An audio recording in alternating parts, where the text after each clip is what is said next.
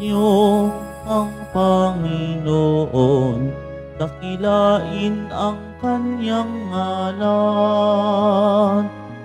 Purihin siya ay awitan at papurihan magpakailanman.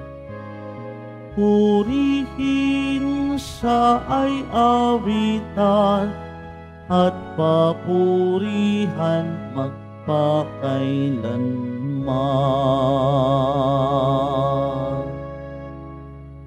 Sa ngalan ng Ama at ng Anak at ng Espiritu Santo. Amen. Sumainyo ang Panginoon. At sumaiyo rin. Mga kapatid, aminin natin ang ating mga kasalanan upang tayo'y maging marapat gumanap sa banal na pagdiriwang. Tayo pong lahat, inaamin ko sa makapangyarihang Diyos at sa inyo mga kapatid, na lubha ako nagkasala sa isip, sa salita, sa gawa, at sa aking pagkukulang. Kaya isinasamo ko sa mahal na Birheng Maria, sa lahat ng mga anghel at mga banal, at sa inyo mga kapatid, na ako'y panalangin sa Panginoong ating Diyos. Kaawaan tayo ng makapangyarihang Diyos, patawarin tayo sa ating mga kasalanan, at patnubayan tayo sa buhay na walang hanggan. Amen. Panginoon, kaawaan mo kami. Panginoon, kaawaan mo kami. Kristo, kaawaan mo kami. Kristo, kaawaan mo kami. Panginoon, kaawaan mo kami. Panginoon, kaawaan mo kami.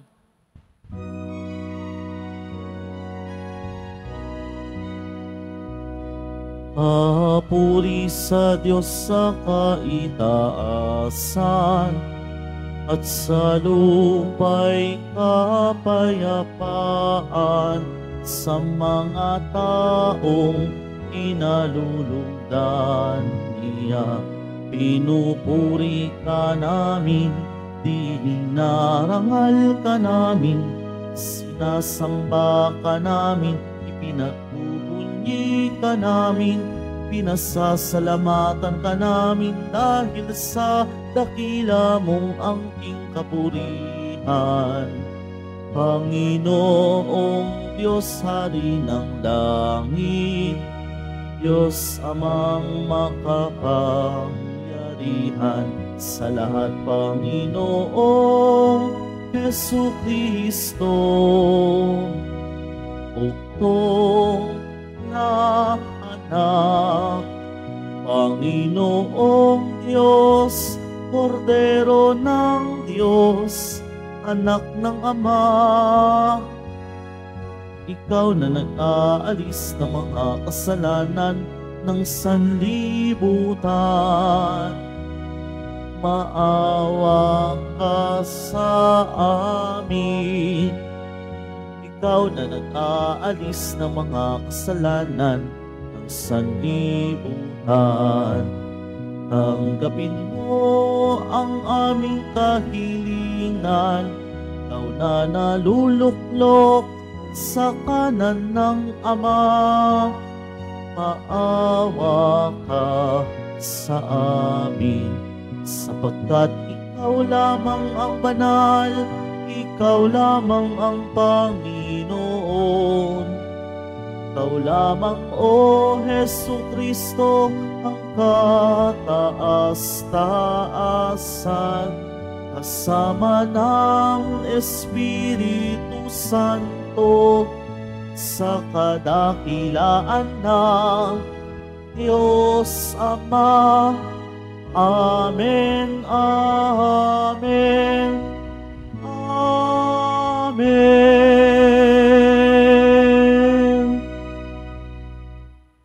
Pinagdiriwang natin ngayon ang kapistahan ng pagtatalaga sa Palasyong Simbahan sa Laterano, Roma. Manalangin tayo. Ama naming makapangyarihan, mula sa mga buhay at piniling bato, ikaw ay nagtayo ng dakila at walang maliw na tahanan mo. Pag-ibayuhin mo ang paglukob ng Espiritu ng iyong kagandahang loob sa iyong sambayanan, upang kami lalong sumulong bilang iyong lunsod ng kapayapaan sa kalangitan, sa pamamagitan ni Hesukristo, kasama ng Espiritu Santo, magpa sa walang hanggan. Amen. Magsiupo muna po ang lahat. Pagbasa mula sa aklat ni Propeta Ezekiel. Noong mga araw na iyon, bumalik kami ng anghel sa pintuan ng templo. Sa ilalim nito'y may agos ng tubig papunta sa silangan. Ang templo'y paharap sa silangan. Ito'y nagmumula sa gawing timog na bahagi ng templo sa gawing timog ng altar. Lumabas kami sa pintuan sa gawing hilaga at iniligid niya ako papalabas sa pintuan sa gawing silangan.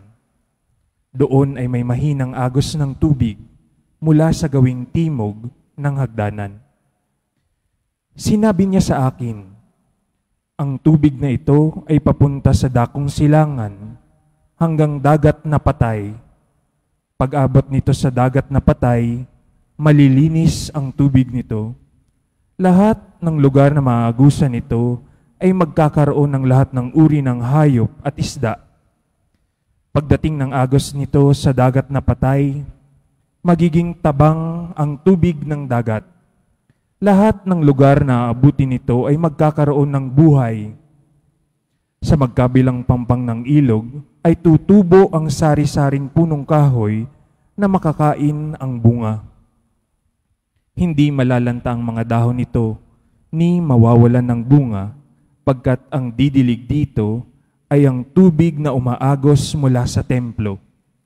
Ito ay patuloy na mamumunga sa buong taon. Ang bunga nito ay pagkain at gamot naman ang mga dahon. Ang salita ng Diyos. Salamat sa Diyos. Sa bayan ng dakilang Diyos, batis niya'y may tuwang dulot. Sa bayan ng dakilang Diyos, batis niya'y anumang dulot. Ang Diyos ang lakas natin at kanlungan at handang saklolo kung may kaguluhan. Di dapat matakot, mundo'y mayanigman, kahit nasa dagat ang bundok mabuwal.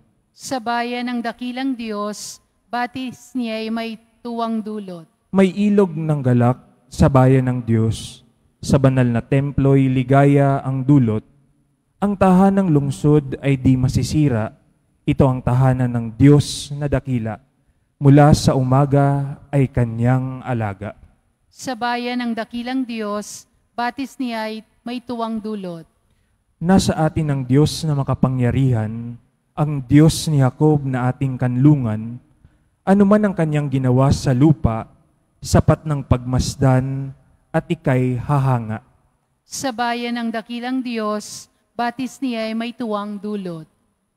Magsitayo po ang lahat.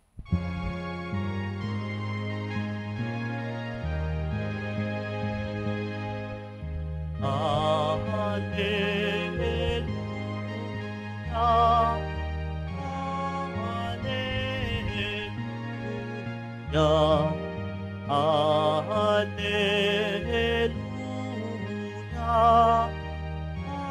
hallelujah.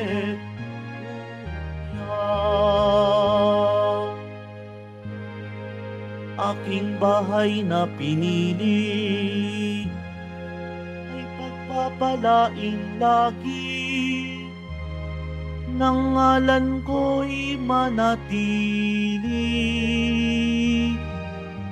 Hallelujah, hallelujah, hallelujah,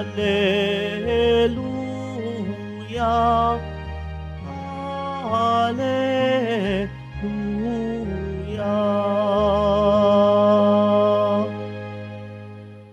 Sumainyo ang Panginoon. At sumaiyo rin. Ang mabuting balita ng Panginoon ayon kay San Juan. Papuri sa iyo, Panginoon. Malapit na ang Paskwa ng mga Hudyo, kaya't pumunta si Jesus sa Jerusalem. Nakita niya sa templo ang mga nagbibili ng mga baka, mga tupa at mga kalapati, at ang namamalit ng salapi. Gumawa siya ng isang panghagupit na lubid at ipinagtabuyang palabas ang mga mangangalakal, pati mga baka at tupa. Isinabog niya ang salapi ng mga namamalit at pinagtataob ang kanilang mga habag. Sinabi niya sa mga nagbibili ng kalapati, "Alisin ninyo rito ang mga iyan. Huwag ninyong gawing palengke ang bahay ng aking ama." Naalala ng kaniyang mga alagad na sinasabi sa kasulatan, "Ang aking malasakit sa iyong bahay ay parang apoy na nag-aalab sa puso ko." Dahil dito'y tinanong siya ng mga Hudyo, "Anong tanda ang maibibigay mo upang patunayang may karapatan kang gawin ito?" Tumugon si Jesus, "Gibain ninyo ang templong ito at muli kong itatayo sa loob ng 3 araw." Sinabi ng mga Hudyo, 46 na taon na ginawa ang templong ito, at itatayo mo lamang ng 3 araw? Ngunit ang templong tinutukoy ni Jesus ay ang kaniyang katawan. Kaya't nang siya'y muling nabuhay, naalala ng kaniyang mga alagad na sinabi niya ito, at naniwala sila sa kasulatan at sa mga sinabi ni Jesus. Mga kapatid, ang mabuting balita ng Panginoon. Pinupuri ka namin, Panginoong Hesukristo. Magsiupo muna po ang lahat. Magandang umaga po sa lahat. Ang Ebanghelyo ay tumutukoy sa banal na pagkagalit. Meron palang holy anger. Ang pagkagalit pala ay hindi lamang dahil sa gusto mo lamang magalit. Ang ipinakita ni Jesus ay banal na pagkagalit dahil sa isang bagay na ayaw niya sanang mangyari sa tahanan ng kaniyang ama. Sa Ebanghelyo, pinag-uusapan natin ang isang pisikal na istruktura, ang templo ng Jerusalem. Dahil nga ito ang sentro ng religious activities ng lahat ng mga Hudyo, just imagine kung gaano kagulo ang templo ng Jerusalem. Ito ay napakalawak. Ang templong ito ay halos binubuo ng 200 na klase ng basketball court. Just imagine kung gaano ito kalaki. Sabi nga sa kasaysayan, ang templo ay kailangan ng 200 lalaki upang isara at ibukas ang pinakapintuan na pinapasukan. At ang templo ay nahahati sa napakaraming bahagi kung saan ang mga babae ay dito lamang sa may templo na ito. Ang mga lalaki ay dito lamang sa templo na ito. At ang makakapasok lamang doon sa sinusunugan ng mga hayop na inaalayan ay ang mga eskriba at ang mga pariseo at ang mga paring mag-aalay nito. Kaya wag po kayong magtaka kung bakit may baka, may tupa, may kalapati. Kasi yung lahat ng nasasakop ng batas ni Moses ay nag-aalay ng mga ito bilang kabayaran ng kanilang kasalanan. Halimbawa, ang mga babaeng bagong anak, bago sila makasamba sa templo, pagkatapos ng 40 araw, kailangan nilang mag-alay at susunugin ito doon sa templo. Ang mga taong galing sa sakit na halimbawa ay ketong na pinagaling, ito ay pupunta sa templo, bibili ng mga tupa, kalapati at baka, at iyon ang kanilang iaalay. Bakit may salapi? Kasi yung mga perang nagpapalit doon sa loob ng templo, hindi tinatanggap yung pera ng Romano. Kailangan pera ng Hudyo ang ibibili mo at iyon ang purpose ng mga money exchange doon sa loob ng templo. Lahat ng business ay doon nila ginagawa sa loob ng templo. Kaya nawawala na ang tunay na karakter ng kabanalan ng templong iyon. Iyon ang nagpagalit kay Jesus dahil nakita niya kung gaano ang ugali ng mga tao, ng mga Hudyo noong araw na iyon. Kaya ang banal na pagkagalit na kaniyang ipinakita upang itama ang dapat ikilos at igawi ng mga taong pumapasok sa templo. Ito ang physical structure. Sa spiritual structure, ipinakita ni Jesus na ang simbahan ay ang siyang mismong kaniyang katawan na kumakalinga sa mga taong pumapasok dito. Kaya ganun na lamang ang pagkagulat ng mga Pariseo na sabihin niyang sirain ito at muli niyang itatayo sa loob ng 3 araw. Ang propesiya ni Jesus ay nangyari at naganap. Bumagsak ang templo noong 70 AD at hindi na ito muling naitayo pa. At sa pagbagsak na iyon, muling bumangon ang isang tunay na simbahan na walang iba na si Jesus ang pundasyon at siyang mystical body nito na tayo ay kaniyang mga alagad. Na tayong nangangalaga sa simbahan ay kailangang magkaroon din ng ugnayan sa isang edifisyo o istruktura na ating pinupuntahan.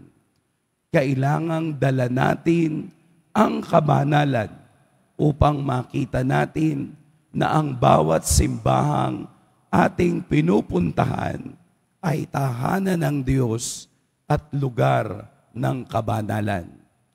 Katulad ng simbahang palasyo sa Laterano sa Roma, kung saan ito ang mother of all churches.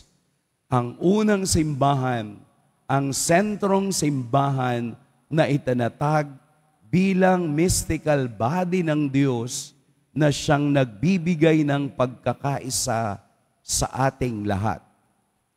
Ang bawat simbahan ay saksi sa kasaysayan ng pag-unlad, pagbagsak, pagbangon ng isang pananampalataya. Kaya po ito ay hindi lamang isang physical structure dahil tayo ang simbahan.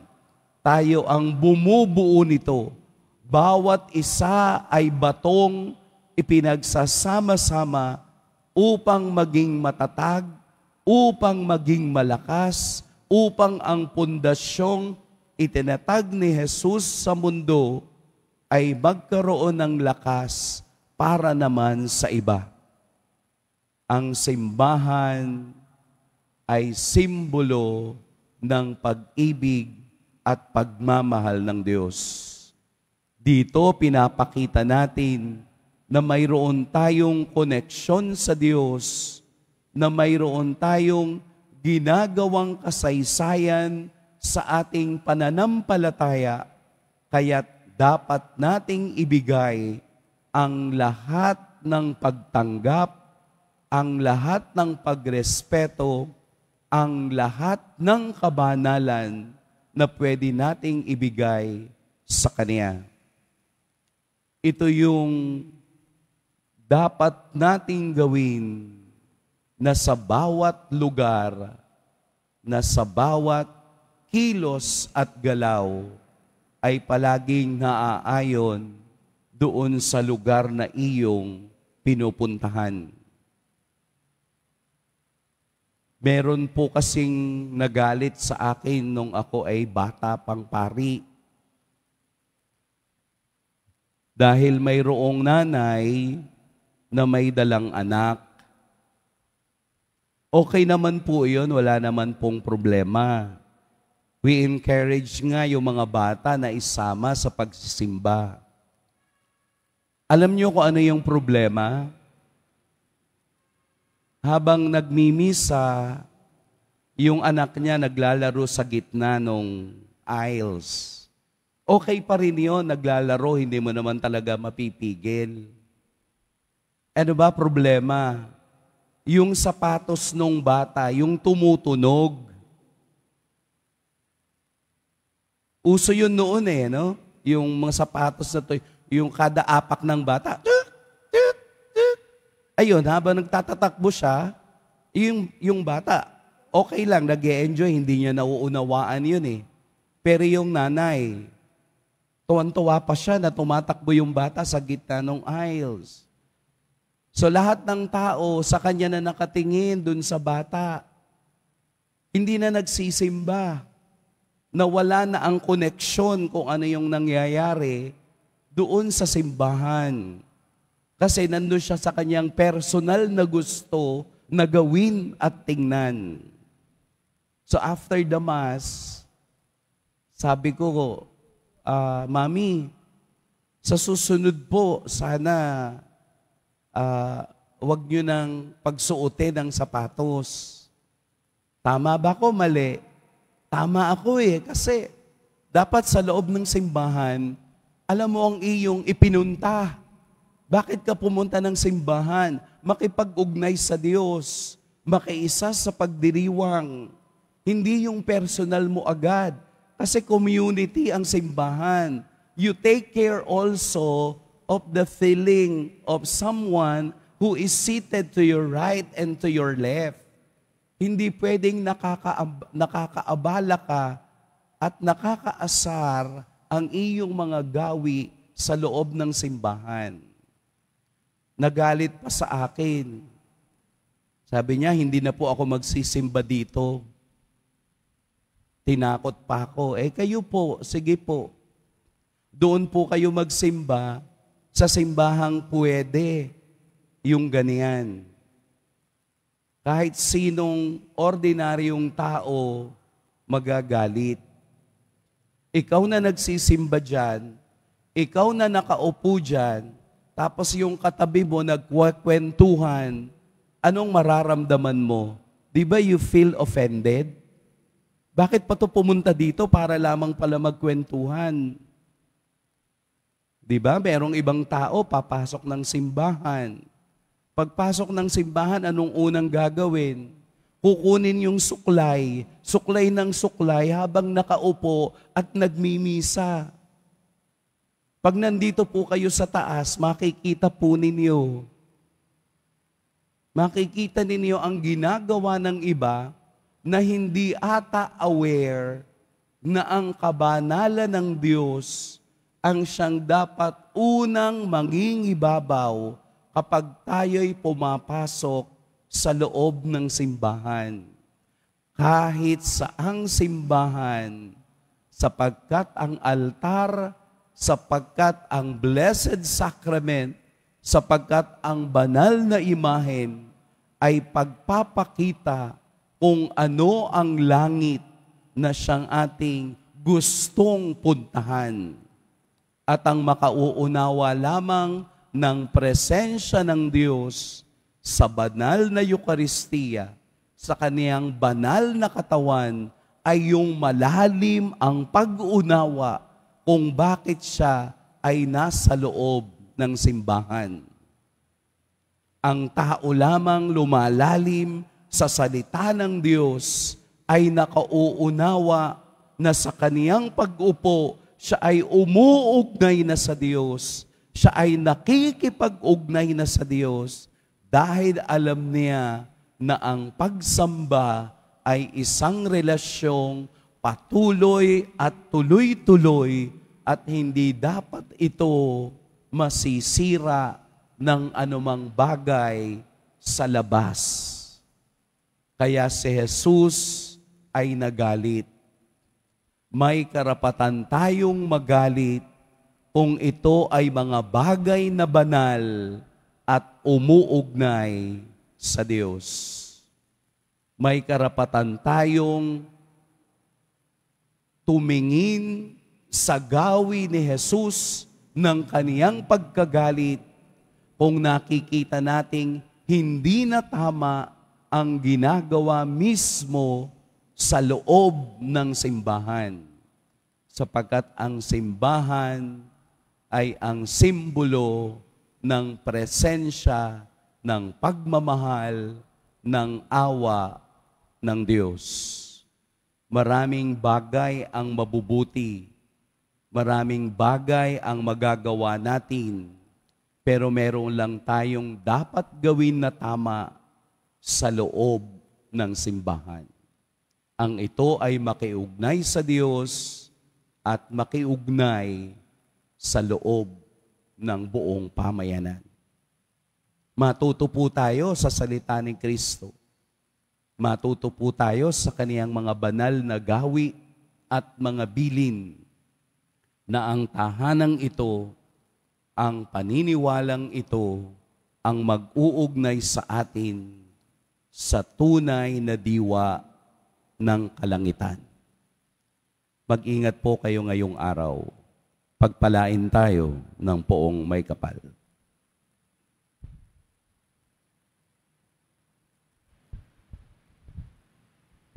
Magsitayo po ang lahat. Minamahal kong mga kapatid, nananahan ang ating tagapagligtas sa buhay na templo ng kaniyang simbahan. Isang biniyagang bayan na tinipon sa ilalim ng kahalili ni San Pedro. Manalangin tayo sa ating Ama sa tulong ng banal na Espiritu. Panginoon, pagpalain mo kami ang iyong mga buhay na templo.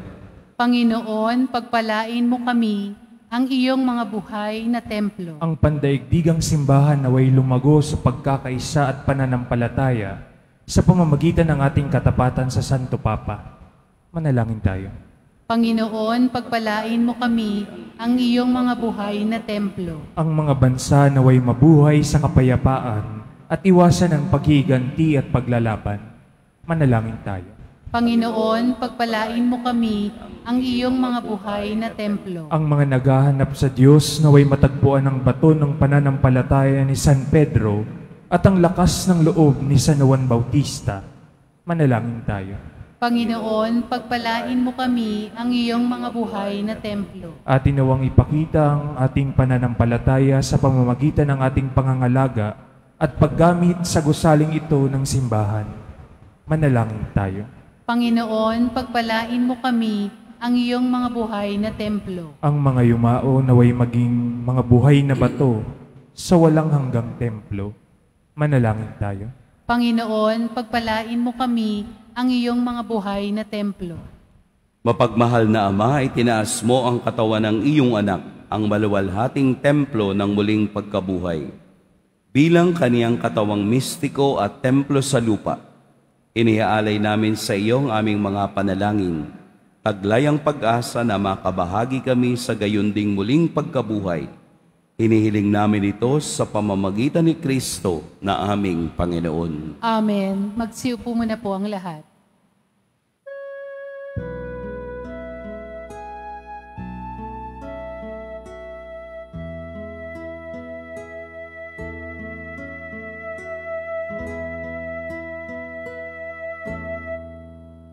Itong tinapay at alak na mula sa'yo, muling ihahain sa kabutihan mo, kunin at tanggapin, alay sa'yo. Pasasalamat ng puso.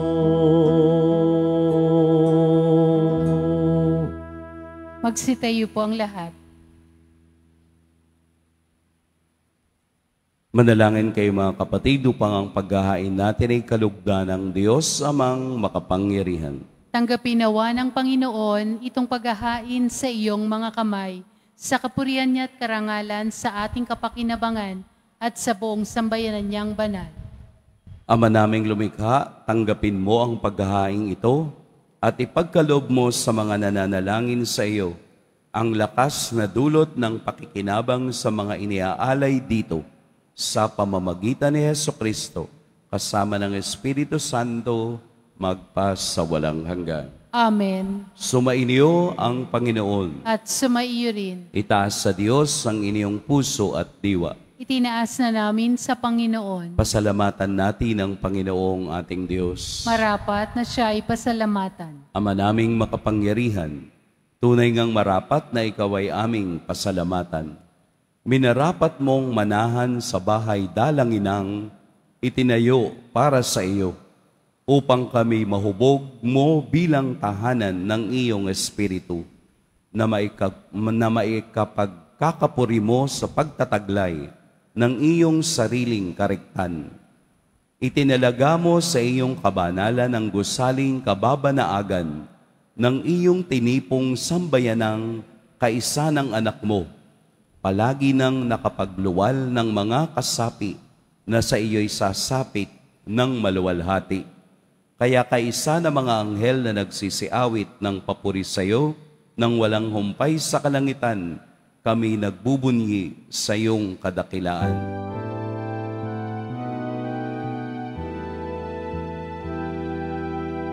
Santo, Santo, Santo, Panginoong Diyos ng mga hukbo, napupuno ang langit at lupa ng kadakilaan mo. Hosana, Hosana, Hosana sa kaitaasan. Hosana, Hosana, Hosana sa kaitaasan. Pinagpala ang naparirito sa ngalan ng Panginoon. Hosana, Hosana, Hosana sa kaitaasan.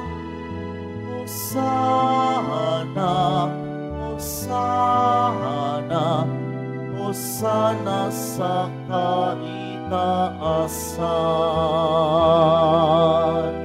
Magsilod po ang lahat. Ama naming banal, ikaw ang bukal ng tanang kabanalan. Kaya't sa pamamagitan ng Espiritu, gawin mong banal ang kaloob na ito upang para sa amin maging katawan at dugo ng aming Panginoong Hesukristo. Bago niya pinagtiis ang kusang loob na maging handog, hinawakan niya ang tinapay, pinasalamatan kaniya, pinaghati-hati niya iyon, iniabot sa kaniyang mga alagad at sinabi, "Tanggapin ninyong lahat ito at kanin, ito ang aking katawan na ihahandog para sa inyo."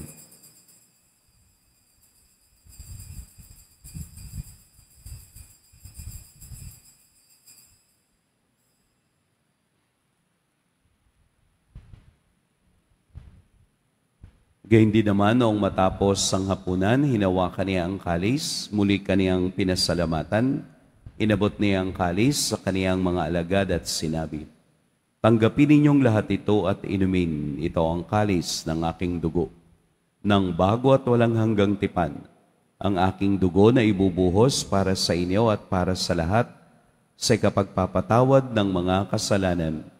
Gawin ninyo ito sa pag-alala sa akin.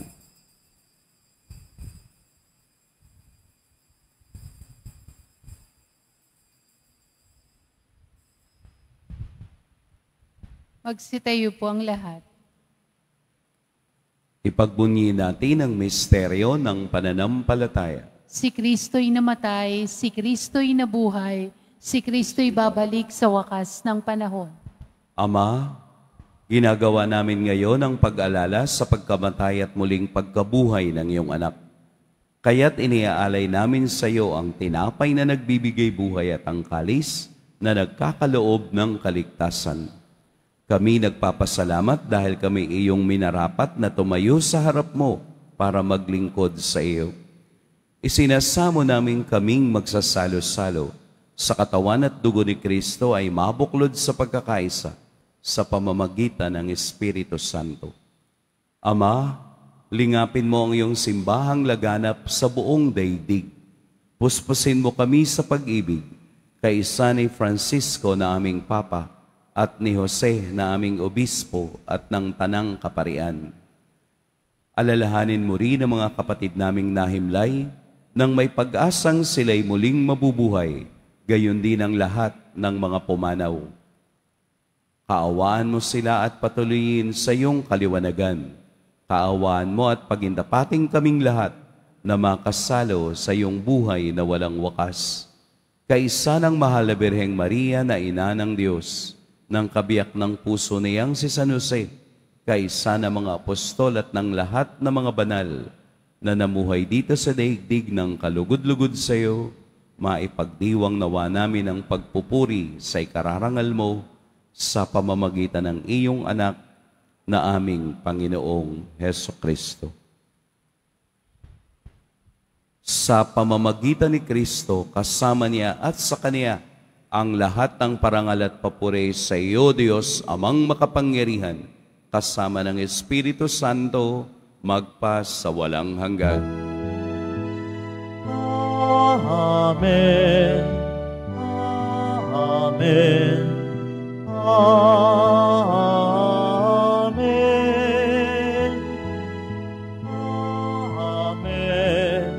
Amen. Amen.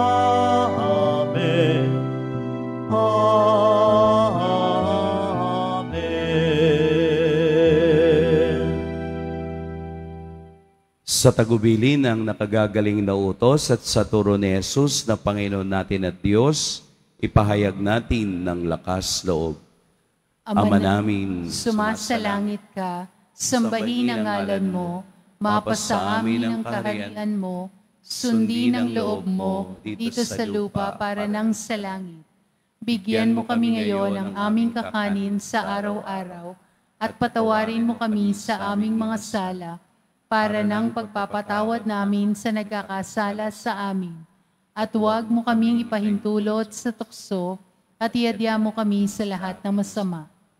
Hinihiling namin kami iadya sa lahat ng masama. Pagkalooban ng kapayapaan araw-araw, iligtas sa kasalanan at ilayo sa lahat ng kapahamakan, samantalang aming pinananabikan ang dakilang araw ng pagpapahayag ng tagapagligtas naming si Hesukristo. Sapagkat iyo ang kaharian at ang kapangyarihan at ang kapurihan magpakailanman. Amen. Panginoong Hesukristo, sinabi mo sa iyong mga apostol, kapayapaan ang iniiwan ko sa inyo, ang aking kapayapaan ang ibinibigay ko sa inyo. Tunghayan mo ang aming pananampalataya at huwag ang aming pagkakasala. Pagkalooban mo kami ng kapayapaan at pagkakaisa ayon sa iyong kalooban, kasama ng Espiritu Santo, magpa sa walang hanggan. Amen. Ang kapayapaan ng Panginoon naway laging sumainyong lahat. At sumaiyo rin. Magbigayan kayo ng kapayapaan sa isa't isa.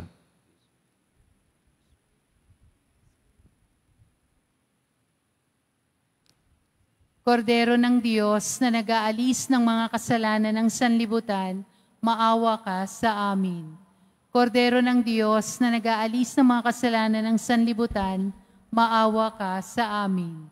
Kordero ng Diyos na nag-aalis ng mga kasalanan ng sanlibutan, ipagkaloob mo sa amin ang kapayapaan. Magsiluhod po ang lahat. Ito ang kordero ng Diyos, ito ang nag-aalis sa mga kasalanan ng sanlibutan. Mapapalad ang inaanyayahan sa kaniyang piging. Panginoon, hindi ako karapat-dapat na magpatuloy sa iyo, ngunit sa isang salita mo lamang ay gagaling na ako.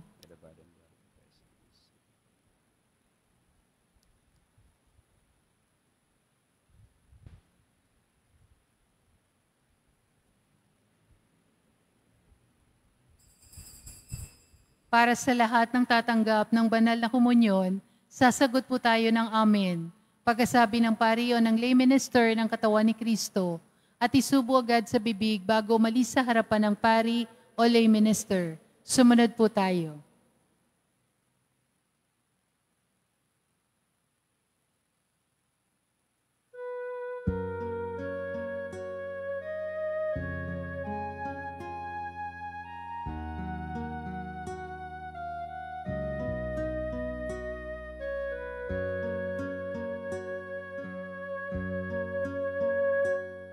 How lovely is your dwelling place, O Lord, mighty God, Lord of all. Even the lowly sparrow finds a home for her brood, and the swallow a nest for herself where she may lay her young. In your altars, my King and my God, how lovely is your dwelling place, O Lord, mighty God, Lord of all. Blessed are they whose dwelling is your own, Lord of peace. Blessed are they refreshed by springs and by rain, and dryness dawns and skates. Behold my shield, my King, and my God. How lovely is your dwelling place, O Lord, mighty God, Lord of all. I would forsake 1,000 other days anywhere if I could spend one day in your courts, belong to you alone. My strength are you alone, my glory, my King, and my God. How lovely is your dwelling place, O Lord, mighty God, Lord of all. How lovely your dwelling place, O Lord, mighty God, Lord of all.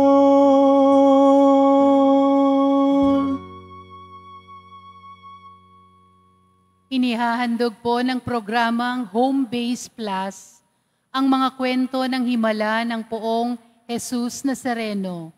Ito po ay mga dokumentaryo sa mga buhay na binago ng ating Nuestro Padre Jesus Nazareno. Mapapanood po ito bukas, Linggo, sa ganap na ika-6 ng umaga sa GMA 7. Gayun din, para sa mga nais magbahagi ng kanilang mga kwento ng himala ng Nazarenong mangyari na mag-email sa himala-nazareno@gmail.com. Inaanyayahan po ang lahat na sumubaybay. Available pa din po ang ating mga All Souls envelope. Sa mga nagnanais, maaari kayong kumuha na malapit sa mga pintuan ng ating simbahan o sa information guard. Isulat lamang po ang mga pangalan ng mga kamag-anak, kaibigan at mga kakilalang na mayapa o sumakabilang buhay na. At sa buong buwan ng Nobyembre, ito po ay ating isasama sa lahat ng mga misa na nagaganap sa ating simbahan. Muling inihahandog ng ating simbahan ang Nazareno Medallion. Mabibili po ito sa ating Parish Finance Office. Ito po ay nagkakahalaga ng 25 pesos. Ang malilikom po ay gagamitin sa pagsasaayos ng electrical system ng ating simbahan. Mabibili pa rin po ang ating opisyal na imahe ni Jesus Nazareno. Ang mga ito po ay mabibili lamang sa ating Parish Finance Office. Mga paalala sa mga nagsisimba. Pagkatapos ng misa, wiwisikan po ang lahat ng banal na tubig. Pinakikiusapan ng lahat na manatili lamang muna sa inyong mga lugar. Tanging sa Quezon Boulevard o sa Plaza San Juan lamang ang labasan ng lahat. Sumunod po tayo. Maraming salamat po sa inyong pagdalaw at pagsisimba sa Basilica Menor at Pambansang Dambana ni Jesus Nazareno. Magsitayo po ang lahat. Manalangin tayo.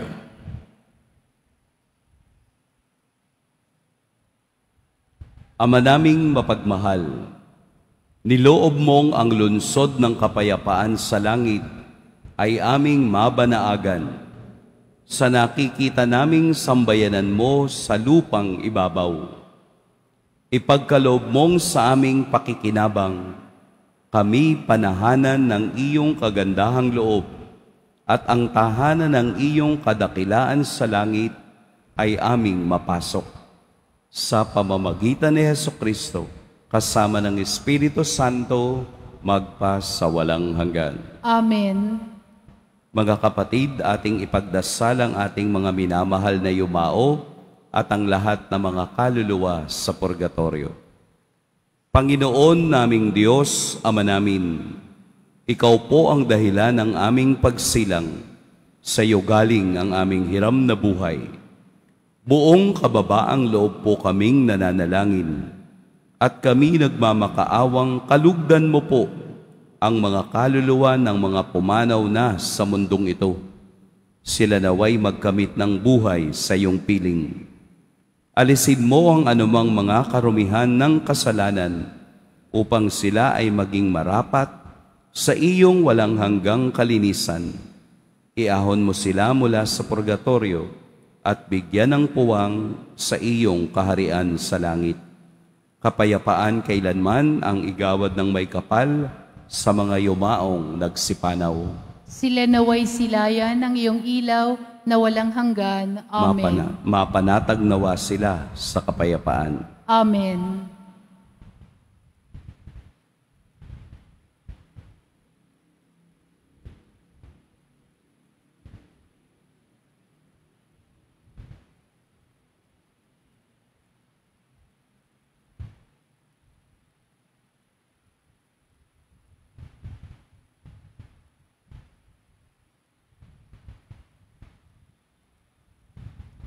Sumainyo ang Panginoon At sumaiyo rin. Yumuko kayo para sa pagbabasbas.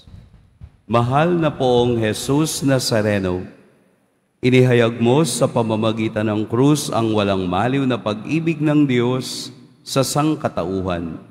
Pakinggan mo po ang kahilingan at dalangin ng iyong angkan na nagsusumamo sa iyo.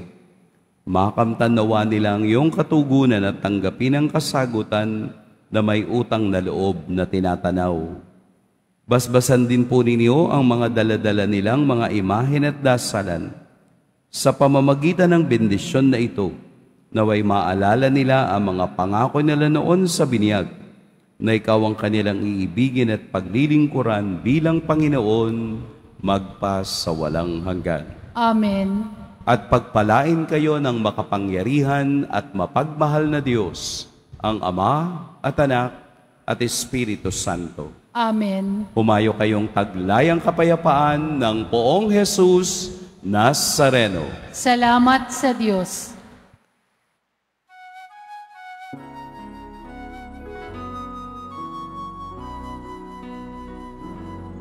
Nuestro Padre Jesus Nazareno, sinasamba ka namin, pinipintuho ka namin, aral mo ang aming buhay at kaligtasan. Nuestro Padre Jesus Nazareno, iligtas mo kami sa kasalanan. Ang krus mong kinamatayan ay sagisag ng aming kaligtasan. Nuestro Padre Jesus Nazareno, inarangal ka namin.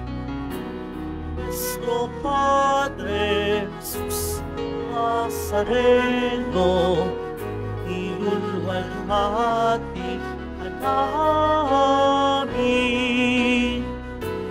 Nuestro Padre Jesus Nazareno, dinarangal ka namin. Nuestro Padre Jesus Nazareno, ilulwalhati ka namin.